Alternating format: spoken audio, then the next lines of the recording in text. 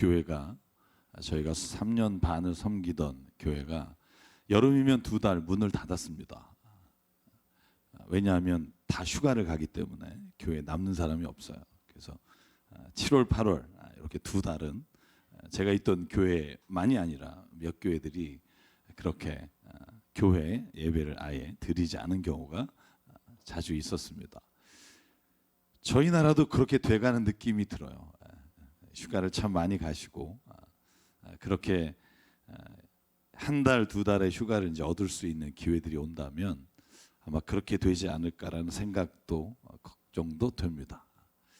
그래서 오늘 제가 한번 말씀을 통해서 이런 질문을 드려보고 싶어요.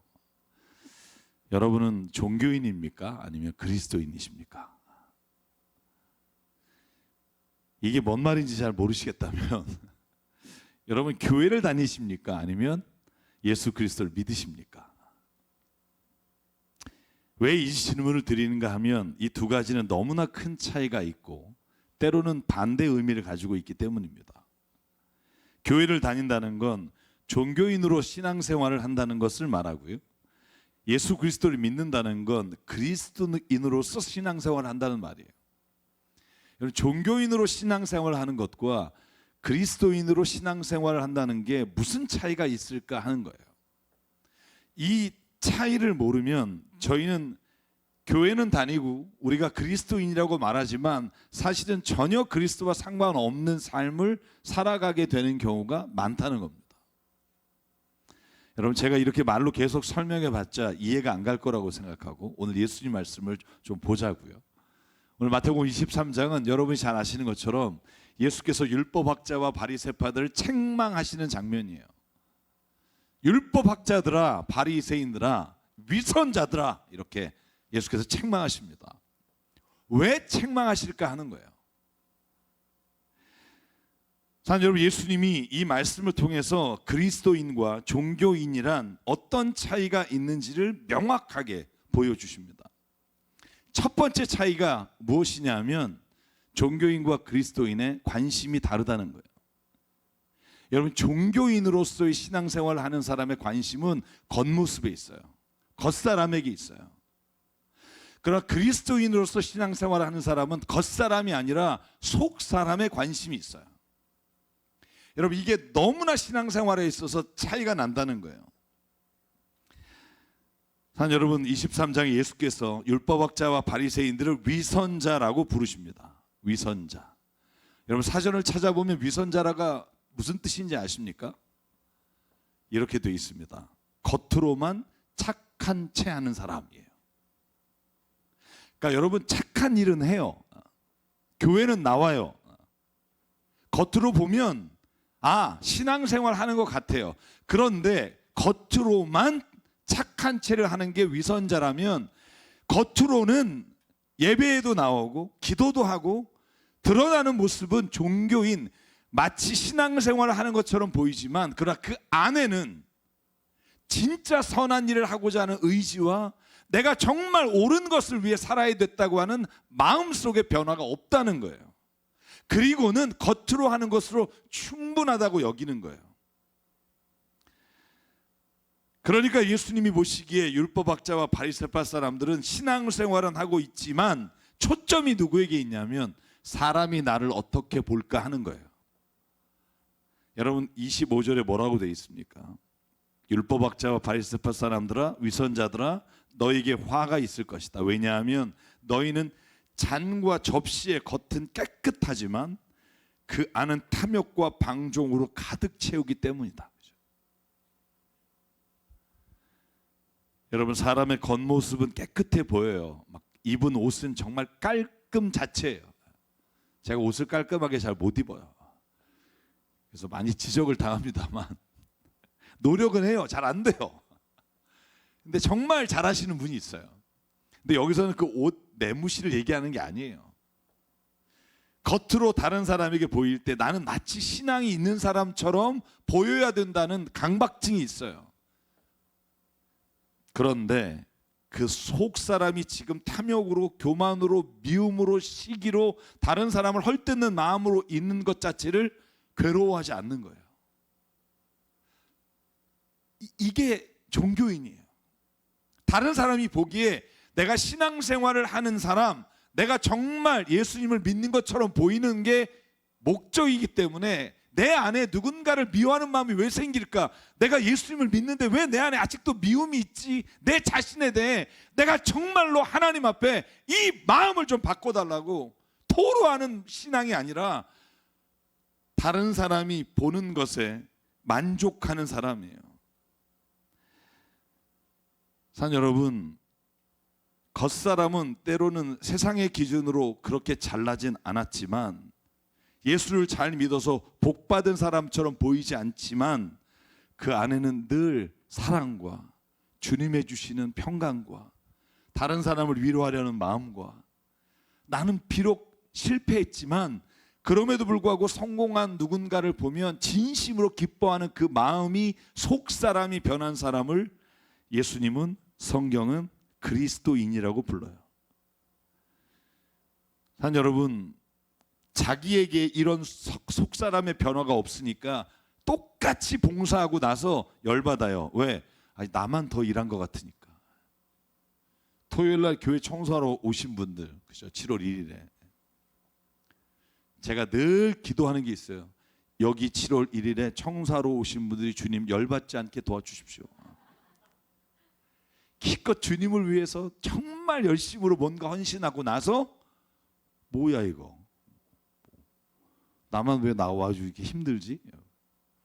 저는요, 그날 청소 같이 하면서 얼마나 행복했는지 몰라요. 왜냐하면 주님의 교회를 깨끗하게, 제가 계단을 맡았는데요, 진짜 저하고 같이 하신 분, 저는 그 뽀송뽀송한 걸 보면서 우리가 찬양을 드렸어요.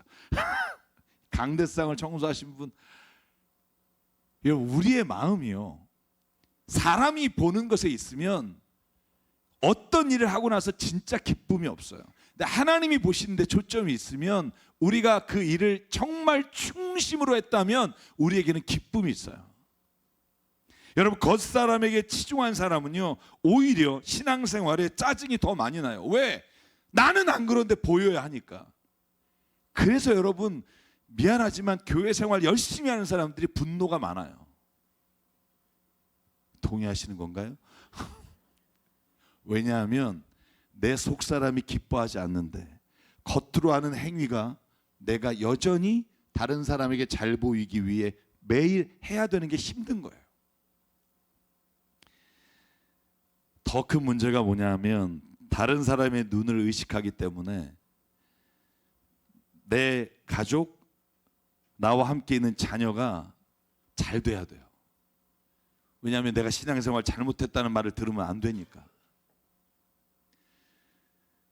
여러분, 그래서 정말 기쁨으로 주님을 위해 공부하거나 일하거나 내가 하는 일을 하는 게 아니라, 다른 사람이 우리 가족을 믿음의 가족이라고 보여지기 위해 착한 척하고 기쁜 척을 해요. 여러분, 한번 가슴에 손을 얹고 생각해 보실래요? 교회에서 예배 끝나고 돌아가셨을 때 집에서 여러분이 교회 안에서 보였던 그 웃음과 그 정말 그 행복한 그 척한 모습들이 살아있나요? 아니면 돌아가는 차에서 그냥 끝나버리는 뭐 이런 걸 반복하시나요? 산 여러분, 다른 사람이 평안하고 기쁘게 나를 보는 것은 아무 의미가 없어요. 저 집안 참 예수 믿고 야 괜찮아 보인다, 이거 아무 의미가 없어요. 진짜 평안과 기쁨이 내 안에 있어야, 여러분, 그게 예수 그리스도를 믿는 사람에게 주시는 하나님의 은혜라는 거예요. 여러분, 오늘 그것이 있기를 주의 이름으로 충만합니다. 사람들이 나를 어떻게 볼까? 여러분, 여기에 초점이 있는 사람은 예수님을 이해할 수가 없어요. 나는 그리스도이냐, 난 예수를 믿어, 천만의 말씀, 전혀 그리스도와 상관이 없어요. 왜? 예수님은요, 적어도 다른 사람이 나를 볼까를 의식하지 않았다는 거예요. 여러분, 대표적인 예가 마가복음 3장이에요. 마가복음 3장의 회당에 예수께서 가셨어요. 가셨더니 손 마른 병이 걸린 사람이 있었단 말이에요.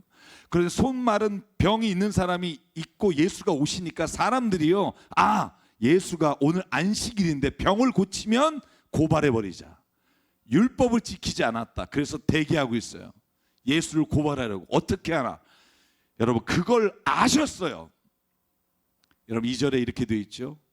예수를 지켜보고 있었다. 그걸 아신 주님이 3절에 이렇게 행동하십니다. 예수께서 손이 오그라든 사람에게 말씀하셨다. 일어나 가운데로 나오라. 와, 여러분 한번 생각해 보실래요? 자기를 지금 고발하려고 사람들이 보고 있어요. 예수가 만약에 안식일에 하지 말라고 하는 일을 하면 고발하겠다. 그러면 화장실로 데려가야죠. 사람들이 안 보는 대로 끌고 가야죠.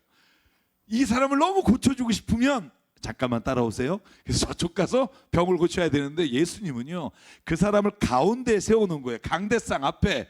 그리고는 그에게 이렇게 말해요. 그 병을 고치기 전에 사람들에게 물어봐요. 내가 안식일에 선한 일을 하는 게 옳으냐, 악한 일을 하는 게 옳으냐. 율법에는 너희가 너희를 위해 행하지 말라 이렇게 말했으나 만약에 이 병든 사람이 고쳐지는 게 누리를 위한 게 아니라 선한 일을 하는 것이면 내가 이 일을 해야 마땅하지 않겠니? 여러분, 그리고 5절에 대놓고 사람을 둘러보시면서 그 마음이 굳어진 걸 탄식하시며 손이 오그라든 사람에게 말합니다. 손을 내밀어라. 그 사람을 손이 내미니 그 손이 회복되었더라. 아멘. 예수님은요, 사람이 나를 어떻게 보느냐는 중요할 수 있으나 하나님의 일보다 우선되지 않다고 생각했어요. 안식일이든 어떤 날이든 옳은 일을 해야 하고 선한 일을 하는 게 중요하지, 사람들이 어떻게 나를 볼까를 의식하는 삶은 그리스도인의 삶이 아니라 종교인의 삶이에요.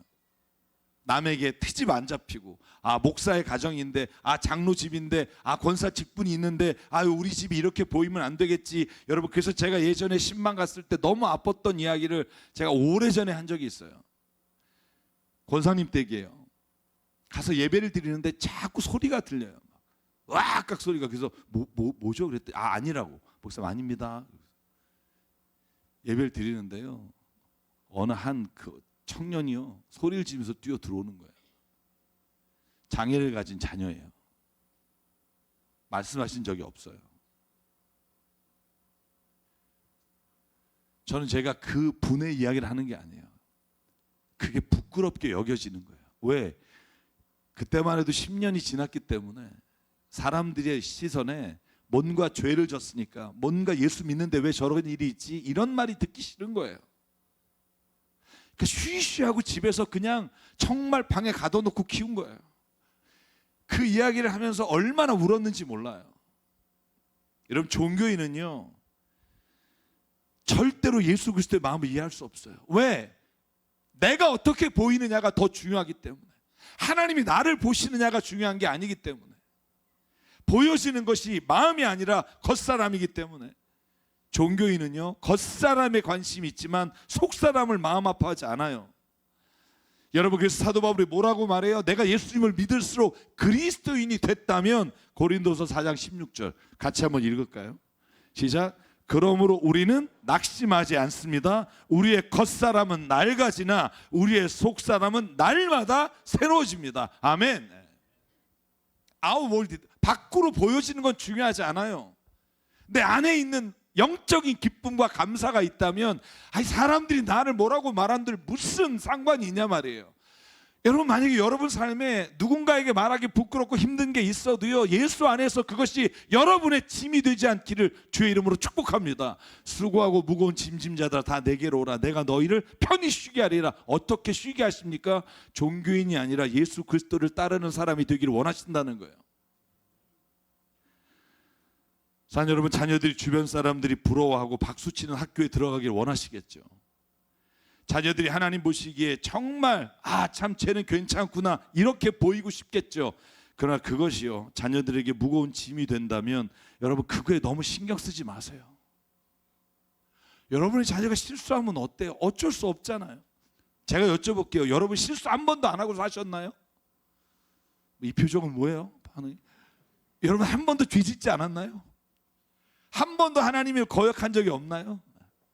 여러분 자녀도요, 똑같이 그 길을 겪다가 주님을 만나요. 저는 그 믿음이 있어요. 우리 애가 이러다가 대학 못 가면, 제가 유학 갔을 때 가장 마음 아팠던 게 뭐냐 하면, 많은 교회의 중직들의 자녀들이 대학이 못 가거나 아주 별로 좋지 않은 대학에 가면 창피하다고 유학 보낸 아이들이 많았어요. 뭐가 창피하냐고요. 예수님을 잘 못 믿는 게 창피했으면 좋겠어요. 옳은 일을 못하는 게 창피했으면 좋겠어요. 선한 일을 보고도 하지 않으면 창피했으면 좋겠어요. 좋은 대학 못 가고 좋은 직장 못 간 게 창피한 게 아니라 예수의 말씀을 따라 살지 못하는 게 창피한 교회가 되기를 원해요. 그게 그리스도인이라고요. 여러분, 어제 낮에 제가 다른 교회 특강을 갔어요. 리더분들 세우는데 정말 오래전에 부탁을 하셔서, 그리고 저녁에 영종도에 청년의 집회를 갔어요. 낮에 특강을 마쳤어요. 교회에 대한 특강을 하고, 특강을 마치고 저는 이제 시간을 봐야죠. 저녁 집회 안 늦으려고. 여러분, 그런데요, 특강을 마치고 그 리더 교육을 받는 분들 중에 생일자가 있었나 봐요. 그래서 제가 이제 나가려고 하는데 생일 케이크를 들고 들어와요. 그래서 그래도 또 마지막까지는 앉아있자로 앉아있는데 생일 케이크를 들고 오는데 생일을 맞은 사람이 앞으로 나왔어요. 앞에 나와서 생일이면 여러분 보통 어떤 모습을 취하죠? 생일 축하합니다 하면 막 이게 감사합니다 해야 되는데 생일 울기 시작하는데 부모님 돌아가신 줄 알았어요. 한없이 우시는 거예요. 그러면서 이 한마디를 내뱉어요. 저는 여러분 때문에 살아 있습니다. 올해 저는 생일이 없어요. 생일을 포기했어요. 그리고 막 얘기하시는데 저는 앞뒤를 모르니까 그 겉사람만 보고 저분이 무슨 장애가 있나? 뭐 이런 생각을 했어요. 그런데 제가 케이크를 다 하고 나서 이제 나와서 엘리베이터를 타는데 저를 초청한 목사님이 그러는 거예요. 목사님, 아까 좀 분위기 이상했죠? 지난주에 아내가 죽었어요. 우울증으로 자살했어요. 이 자리에 나와서 리더 교육 받는 게 너무 힘들었을 거예요. 근데 저는 그 말을 들으면서 나도 이 겉사람만 봤으면 오해했겠다. 그리고 한 번 더 생각한 게 뭐냐면 그분의 말이에요. 사실 여러분들이 아니었으면 저도 살지 못했을 겁니다. 저는요, 만약에 그 교회 성도분들이 그 사람이 교회 나왔을 때 눈치를 보면서 야 아내가 죽었대, 자살했대, 아유, 남편이 얼마나 힘들겠으면 저렇게 죽었을까, 뭐 예를 들어 이런 이야기를 했다면 그 사람이 눈물을 흘리면서 감격할 수 있었을까요? 우리가 얼마든지 그 사람에 관한 이야기는 할 수 있을 거예요. 그런데 예수님의 마음은 겉사람이 아니라 그 울고 있는 속사람에 있는 줄 믿습니다. 예수께서 병자를 고치실 때 너의 육신만이 깨끗해지라가 아니라 네 안에 있는 네 영이 다시 생명을 얻기 원한다. 그러므로 네 믿음이 너를 구원한 거다. 여러분, 이것이 하나님께서 예수님을 통해서 우리에게 보여주신 겉사람이 아니라 속사람에 관심을 갖는 그리스도인의 모습인 줄 믿습니다. 사랑하는 성도 여러분, 우리가 교회에 나올 때 어떤 어려움과 아픔, 상처와 절망이 있는지 몰라요. 그러니까 겉사람을 보고 판단하지 않기를 바라요. 저 사람 옷은 오늘 왜 저 모양이냐? 아침에 무슨 일이 있었는지 모르잖아요.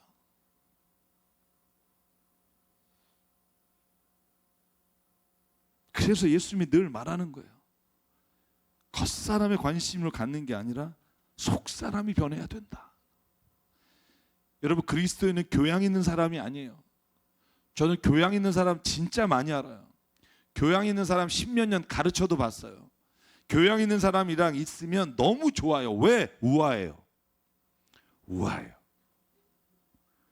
다른 사람의 영역을 침범하지 않아요. 그 선을 유지를 잘해요. 예의범절이 밝아요. 다른 사람의 구질구질하게 보이지 않아요. 특별히 좀 뭔가 갖춰진 교양인은 더 그래요. 멋있고 우아하고. 그런데 교양인이 되면 문제가 뭔 줄 아세요? 교양인은요, 다른 누군가가 내 영역을 침범하지 않으면 정말 아름답고 우아한데 자존심을 건들면 세상에서 가장 밑바닥 수준이 드러나요. 너무나 많이 봤어요. 우아하게 노래를 하고 나서도요, 자기의 자존심을 건드리는 한마디에 완전히 세상에서 나올 수 있는 그 더러운 것들이요, 이 안에서 나와요. 그걸 교양 있는 사람이라고 말해요. 근데 여러분, 그리스도인은 교양 있는 사람이 아니에요. 여러분, 막 우리가 여기서 아름답게 예의범죄를 지키면서 어머 좋으시겠어요 뭐 이런 거, 그런 교양 있는 사람을 원하지 않아요. 주님은요, 거듭난 사람을 원해요.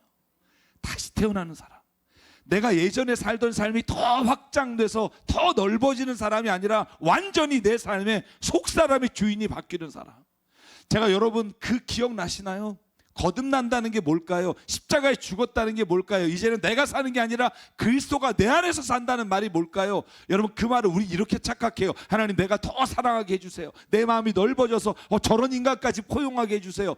여러분, 이건 십자가에 죽고 예수가 사는 삶이 아니에요. 여전히 내가 사랑하고 내가 포용하는 삶이에요. 여러분, 십자가에 죽은 삶은요, 내가 아니라 예수가 내 삶의 중심이 되셔서 예수가 나의 삶을 이끌어가는 분이 되셔서 나는 못한다는 선언을 하는 거예요. 주님, 나는요 더 사랑할 수 없어요. 전 쓰레기라 잘 되는 사람 보면서 진심으로 기뻐할 수조차 없어요. 그러니까 주님, 내가 아니라 내 안에 주님이 내 주인이 되어주세요. 내가 속사람이 주님이 주인이 되셔서 내가 내 기준으로 판단하고 내 자신이 넓어지는 것을 기뻐하는 게 아니라 나는 죽는 것을 기뻐하는 사람이 되게 해주세요. 이게 거듭나는 거예요. 사랑하는 여러분, 저는 교회에서 가끔 밑바닥을 봐요. 예수님을 너무 교양 있게 믿으려고 하지 마세요. 오늘 예수님이 율법학자 바리새파 사람들에게 26절과 28절에 뭐라고 말한 줄 아세요? 27절, 너에게 화가 있을 것이다. 너희는 회칠한 무덤 같기 때문이다. 겉으로는 아름답게 보이지만 그 안에는 죽은 사람의 뼈와 온갖 더러운 것이 가득하다. 이게 우리라고요. 이게 내 모습이라고요. 저는 인정해요. 저는 하루라도 하나님이 성령 안에서 붙잡아 주시지 않으면 이거보다 더한 더러운 것들이 나올 수 있는 그런 존재예요. 하루라도 예수님께서 오늘도 내 삶을 지배하지 않으시면 나는 누군가를 향해 내가 분노하는 만큼 갚아주는 그런 마음을 가진 사람이에요. 근데 나는 예수님으로 말미암아 이제 죽었기 때문에 내가 그러지 않을 수 없다는 걸 알기에 오늘도 예수님을 초청해요. 여러분, 분노의 순간에 여러분에게 부탁하고 싶은 게 있어요. 그때 주님을 초청하세요. 내 마음의 주인이 되어달라고. 사랑하는 성도 여러분, 그리스도인의 겉모습이 우아한 모습이 아니라 은혜와 감사로 거듭난 사람이 되기를 축복합니다. 여러분, 마지막으로 종교인과 그리스도인의 차이가 뭐냐 하면, 극명한 반대되는 게 뭐냐 하면, 종교인은요 법으로 살지만 그리스도인은 은혜로 살아요. 여러분, 이건 너무나 중요해요. 사도 바울이 로마서에서 갈라디아에서 쓴 전체가 이 내용이에요. 근데 이걸 교회를 다닌다는 사람이, 그리스도인이라는 사람이 이해를 못해요. 여러분, 23절과 24절이에요. 이렇게 말합니다. 율법학자들과 바리새파 사람들아, 너희는 박하와 회양과 근처의 11조는 드리지만, 말하자면 하나님이 율법에 말씀하신 11조 생활은 하는데, 그런데 왜 그렇게 하나님의 법을 지키면서도 하나님이 원하시는 정의와 자비와 사랑과 신의는 너희가 중요하게 여기지 않느냐라고 책망하시는 거예요. 이 무슨 말일까요? 산 여러분, 11조를 드리거나 예배를 열심히 참석하거나 금식하는 것을 예수께서 책망하는 게 아니에요. 여러분, 오늘 본문에 뭐라고 돼 있어요? 왜 그걸 하니? 이걸 해야지가 아니라 예수께서 뭐라고 말하냐면 23절, 그것들도 소홀히 하지 않아야 되지만 그러나 하나님의 정의와 자비와 신의도 마땅히 행해야 한다는 거예요. 이 둘은 하나님이 우리에게 모두를 원하시는 거지 한쪽을 택하고 한쪽을 버리라는 말이 아니라는 거예요. 여러분, 이 이야기를 극명하게 보여주는 예수의 말씀이 누가복음 10장에 나와요. 누가복음 10장이 뭐죠? 선한 사마리아 사람이에요. 여러분, 한 사람이요 강도를 만났습니다. 여러분, 30절에 보면 강도들이 옷을 벗기고 때리고 거의 죽게 된 채로 내버려 두고 갔어요. 길에 버려졌어요. 누가 지나가요? 제사장이 지나가요. 그런데 뭐라고 돼 있어요? 저는 이 단어에 주목해요. 그 사람을 보고 피하여 지나갔다. 못 본 게 아니에요. 보고 피하여 지나갔다. 왜? 피를 만지면 안 돼요. 피를 만지면 안 된다고 돼 있어요, 법에. 그러니까 제사장과 레위는 이 율법을 지키기 위해 피해 가는 거예요. 그런데 여러분, 그때 한 사람이 지나가요. 바리새인이 아니라 여러분이 잘 아시는 유대인들이 욕하고 비방하는 사마리아 사람이에요. 종교적으로, 혈통적으로 너네들은 문제가 있다고 유대인들이 낙인 찍은 사마리아 사람이 그곳을 지나가요. 그런데 33절, 율법이 떠오른 게 아니라 뭐가 떠올라요? 측은히 여기는 마음이 떠올라요. 여러분, 종교인은요 율법이 떠오르는 사람이지만 그리스도인은요 주님의 마음이 떠오르는 사람이에요. 측은한 마음이 떠오르는 사람이에요. 그래서 어떻게 해요? 가까이 가서 그 상처를 만져줄 뿐만 아니라 올리브 기름과 포도주로 붓고 싸매고 다 곧 치유해 준 다음에 자기의 짐승에게 태워서 여러분 여관으로 데려가서 돈을 지불해요. 사랑 여러분, 이 이야기의 시작이 어떻게 된 거냐 하면 예수께서 이렇게 말해요. 율법학자가 예수를 시험하려고 물어봐요. 율법 중에 가장 중요한 계명이 뭡니까? 그랬더니 예수께서 이렇게 말해요. 하나님을 사랑하는 것이다. 내 마음과 뜻을 다하여. 두 번째는 이것이니 내 이웃을 내 몸과 같이 사랑하는 거다. 여러분, 그랬더니 내 이웃을 내 몸과 같이 사랑하라는 말에 이 율법학자가 꼬투리 잡으려고 물어봐요. 아, 그래요? 그럼 내 이웃이 누굽니까? 내가 이웃을 말씀해 주시면 사랑할게요. 그때 예수님이 이 이야기를 들려주시면서 마지막에 뭐라고 그러냐면 이렇게 말합니다. 너는 이 세 사람 가운데 누가 강도 만난 사람의 이웃이 되어 주어야 한다고 생각하느냐? 쉽게 말하면 내 이웃을 알려주면 내가 그 사람에게 선의를 베풀게요 라고 말했는데 예수님은 네가 가서 누구든지 이웃이 되어 주는 것이 하나님이 원하시는 거다. 이웃을 네가 가리는 게 아니라 이 사람은 내가 도울 사람, 이 사람은 내가 하나님 이름으로 나아갈 사람이 아니라 너가 그 어떤 사람이든 예수의 이름으로 다가가서 그의 이웃이 되어주는 것이 하나님이 원하시는 사랑이다. 여러분, 신앙생활을 율법을 지키는 것을 목숨처럼 여기는 삶이 아니라 하나님의 은혜로 그 모든 법이 완성되는 것을 믿는 사람, 그게 그리스도인인 줄 믿습니다. 여러분, 때로는 우리가 세상 살다 보면 율법으로 해결되지 않는 일이 있어요. 법으로 해결되지 않는 일이 한둘입니까? 법대로 하면 모든 사람이 법원 가야 돼요. 가장 중요한 건 법이 아니라 내가 하나님이 죄인 가운데 있을 때도 나를 은혜로 받아주신 것 같이 내가 누군가에도 그 은혜로 대할 수 있는 사람이 그리스도인이에요. 사도 바울이 그래서 갈라디아 2장 16절에 이렇게 말해요. 사람이 율법의 행위로는 의롭게 될 수 없습니다. 예수 그리스도를 믿는 믿음으로 의롭게 됩니다. 율법에 행하는 행위로는 아무도 의롭게 될 수 없기 때문입니다. 그리고 21절에 이렇게 말해요. 20절은 제가 아까 말씀드린 내가 그리스도와 함께 십자가에 죽었으니, 그리고 21절 같이 읽을게요. 시작. 나는 하나님의 은혜를 헛되게 하지 않습니다. 의롭다고 하여 주시는 것이 율법으로 되는 것이라면 그리스도께서는 헛되이 죽으신 것이 됩니다. 아멘. 은혜를 헛되이 받지 않겠다. 율법이 아니라. 예수님 보시기에 은혜가 빠진 율법은 사람을 죽이게 돼요. 하나님의 사랑을 헛되게 만들어요. 오히려 사람을 죽이는데 우리가 알고 있는 신앙의 율법이 그를 죽이는데 정죄하는 데 쓰여요. 하나님이 제일 싫어하는 게 뭘까? 두 가지예요. 교만한 것과 정죄하는 것. 여러분, 그래서 율법을 강조하는 사람은 29절에 이렇게 돼 있어요. 너희는 예언자들의 무덤을 만들고 의인들의 기념비를 꾸민다. 여러분, 이 말이 뭐예요? 율법을 따르는 사람은요 사람을 죽여요. 교회에서 법대로 하자 이런 분 제가 제일 무서워요. 교회는 법대로 하는 데가 아니라 은혜로 하는 데예요. 여러분, 예수님이 왜 죽었는 줄 아세요? 여러분 잘 아시나요? 나를 위해 죽었다 이거 말고 왜 성경에 예수님이 죽게 됐고 십자가에 매달렸다고 말하고 있는 줄 아세요? 모르신다고요? 여보세요? 율법을 어겨서예요. 아, 그런 거 못 읽었다고요? 읽어드릴게요. 이거 왜 처음 듣는 것 같지? 보실래요? 마태복음 26장이에요. 자, 대제사장 예수를 신문합니다. 그런데 예수께서 말하는 걸 듣고 이렇게 말이에요. 옷을 찢고 큰 소리를 지르며 그가 하나님을 모독했소.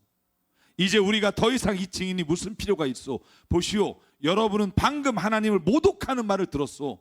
여러분의 생각은 어떠시오? 그러니까 사람들이 말합니다. 그를 사형에 처해야 합니다. 하나님을 모독한, 율법을 어긴 죄로 죽어요. 여러분, 우리가 만약에 예수를 믿는다고 하면서 끊임없이 교회법, 끊임없이 교리, 끊임없이 우리가 갖고 있는 그 법으로 사람을 옥죄면 여러분, 그 믿음이 사람을 죽여요. 제가 어제 그 교회 가서 그런 특강했어요. 믿음이 많은 사람, 큰 사람, 확신이 강한 사람, 여러분 그런 사람은 교회에서 리더가 되면 안 돼요. 그만큼 싸워요.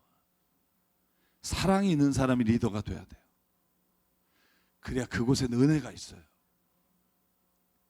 사랑 여러분, 지금 여러분 율법으로 사십니까? 은혜로 사십니까? 만약에 여러분 율법 쪽에 강한 마음이 있다면 오늘 은혜의 자리로 돌아서는 여러분 되시길 주의 이름으로 축복합니다.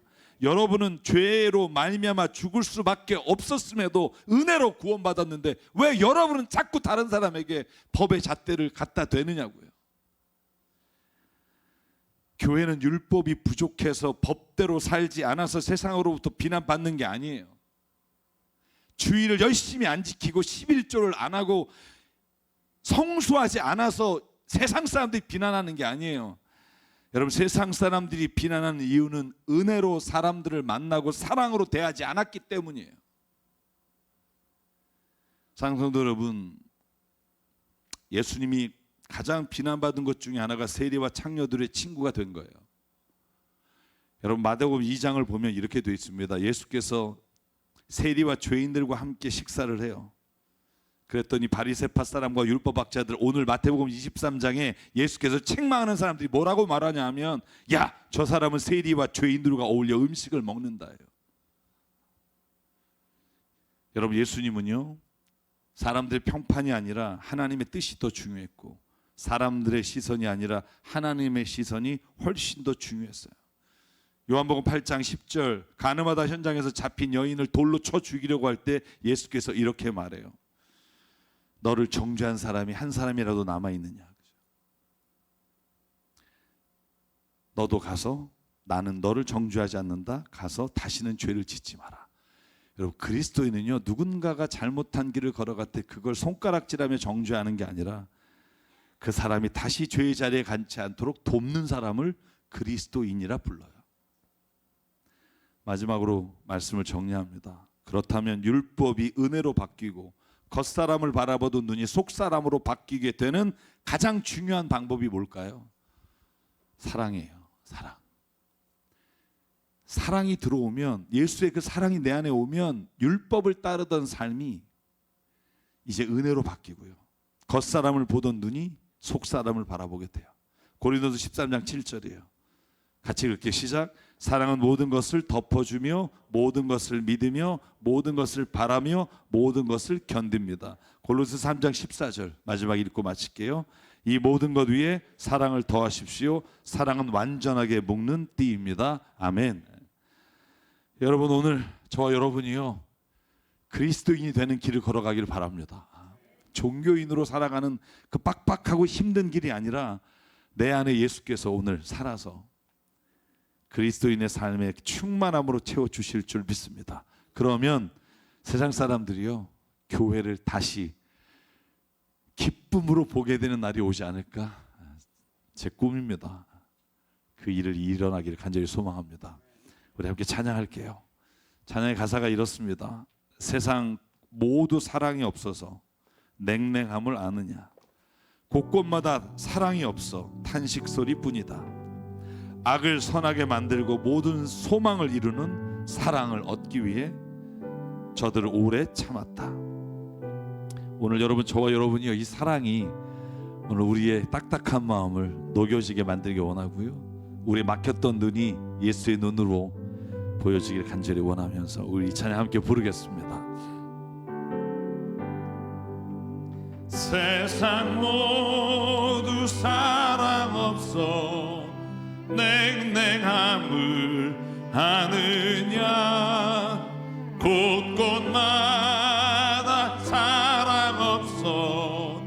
탄식 소리 뿐일세.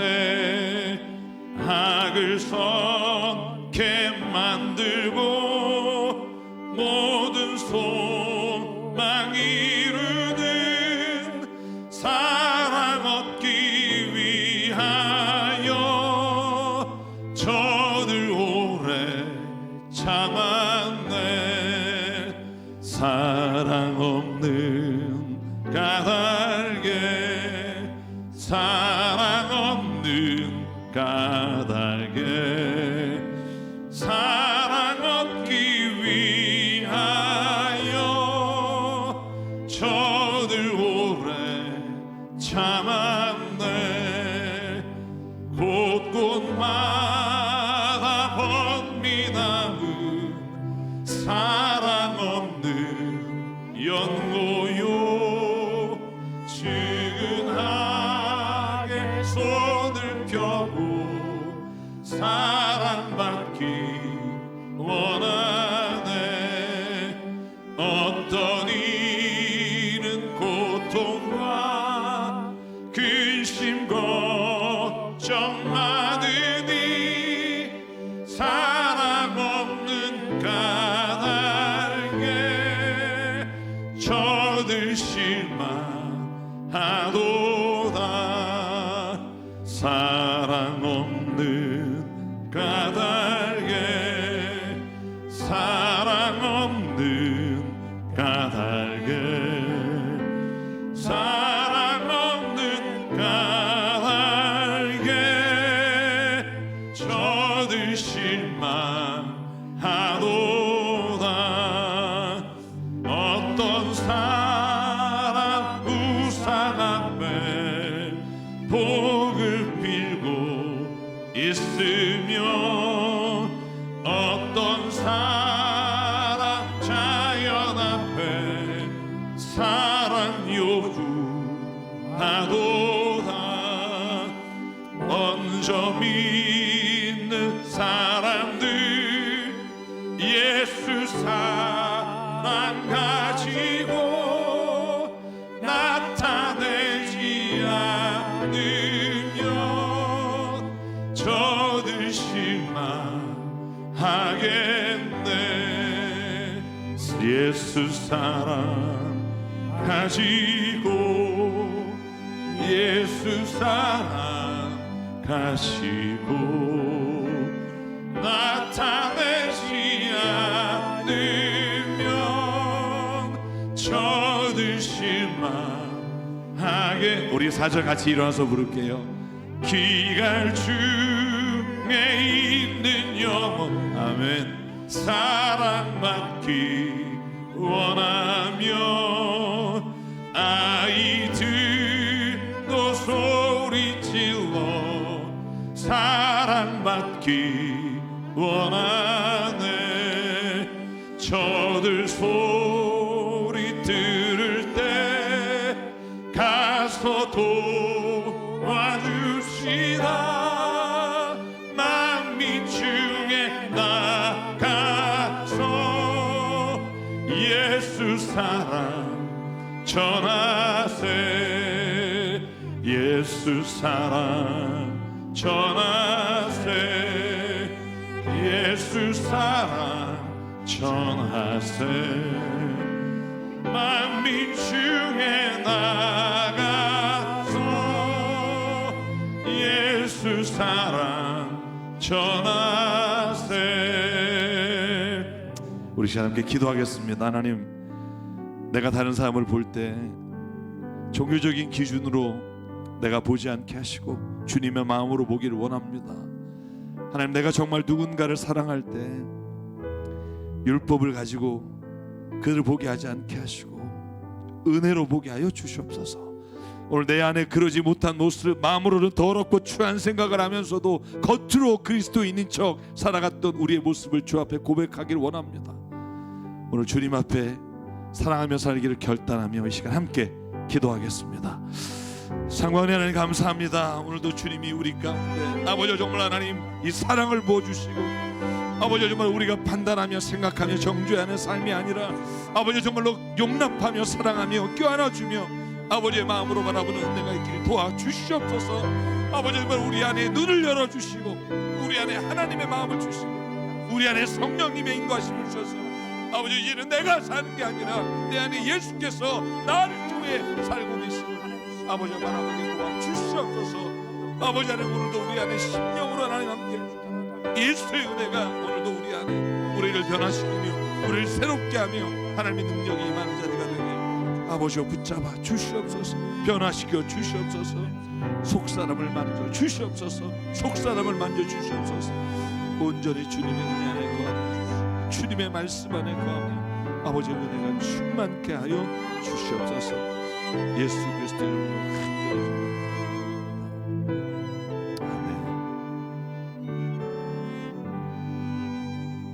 사랑의 하나님, 많은 종교인들 가운데 한 종교인으로 살지 않기를 원합니다. 그리스도인 되게 하여 주시옵소서. 예수를 따라 살게 하여 주시옵소서. 예수님의 마음으로 보게 하여 주시옵소서. 우리 교회가 주님 사랑이 있으므로 세상이 우리를 바라보며 예수 그리스도께 나오게 도와주시옵소서. 하나님 이 예배의 자리를 지키기를 원합니다. 세상의 어떤 것보다 주님 이 자리가 우리의 삶에 온전한 변화를 일으키는 자리인 줄 믿사오니 예배의 자리에 하나님 우리가 함께하며 우리가 함께 찬양할 때 주님 우리 안에 거하시며 우리를 주의 사람으로 그리스도인으로 변화시켜 주시옵소서. 우리에게 주신 생명과 시간과 달란트와 모든 물질이 주님의 것임을 고백합니다. 그래서 하나님 우리가 주님께 예물을 드리오니 주께서 받아주시고 하나님의 나라와 뜻을 이루어 주시옵소서. 이제는 우리 주 예수 그리스도의 은혜와 하나님 아버지의 무한하신 사랑과 성령님의 감동 감화 충만 교통 위로하심이 오늘 이 시간 종교인이 아니라 그리스도인으로 살아가기를 다짐하며 삶의 자리로 돌아가는 여기 있는 한 분 한 분 머리 위에 그 가정과 일터 위에 주님 세우신 교회 위에 지금부터 영원토록 함께 하시기를 간절히 축원하옵나이다. 아멘.